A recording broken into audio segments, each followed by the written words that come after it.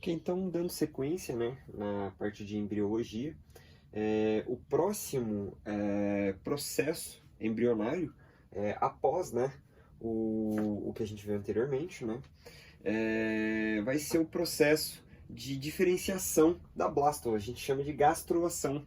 Ela dá origem, no caso, ao estômago, né, seria o tubo digestivo. A gente pode ver que gastro, né, ela lembra a gente, né, o que seria o estômago, né, o sistema digestório. Então a gente já lembra assim que é o processo que vai começar a criar esse tubo digestório. O que acontece? Um dos polos da blástula, né, que a gente viu anteriormente, se multiplica e se movimenta em direção ao polo oposto. Então a gente tem a blástula, né? Veja que esse polo aqui vai começar a subir, né? Poderia ser esse, poderia ser esse, poderia ser esse, mas ele vai ir em direção ao polo oposto.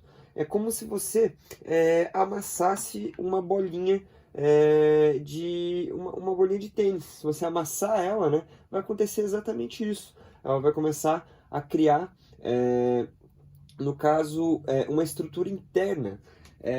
No caso, a blastocele ela vai, entre aspas, desaparecendo, né? Porque vai continuar existindo, né? Aqui, no caso, a gente vai ver, né, sobre os diblásticos, vai continuar existindo a blastocele, mas, né, vai estar comprimida. Mas ela não vai mais se chamar blastocele, né, depois de algum certo momento, e vai formar um orifício chamado arquêntero, né? Então, essa parte que foi comprimindo aqui vai gerar essa estrutura, né? Veja que nesse caso também tem, que a gente chama de arquêntero, né? Que é o início do tubo digestório.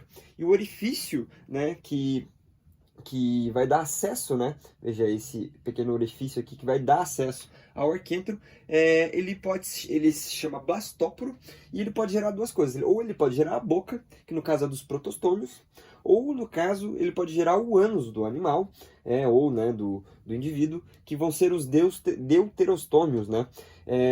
Que vai ser no caso dos cordados em que isso vai acontecer. Então, no caso, quando a gástroa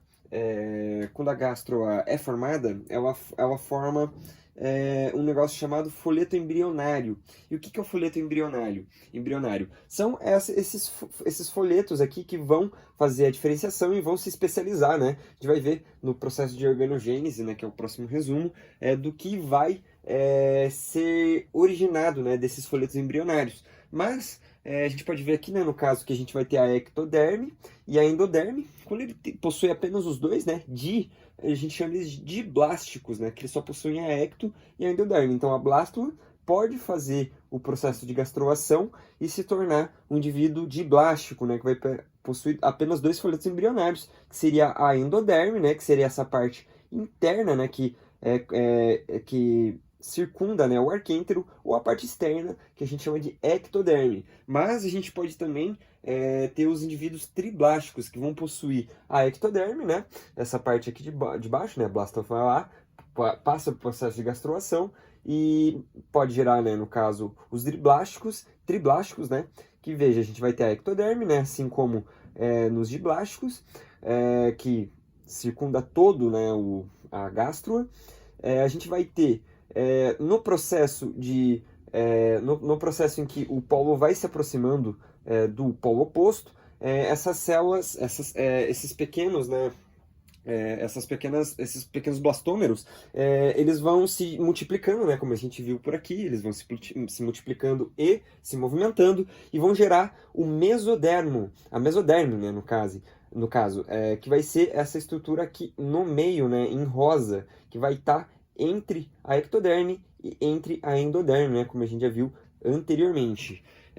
No caso, a gente vai ter nos demais filos, né, com exceção dos poríferos, que eles não possuem nenhum desses tecidos.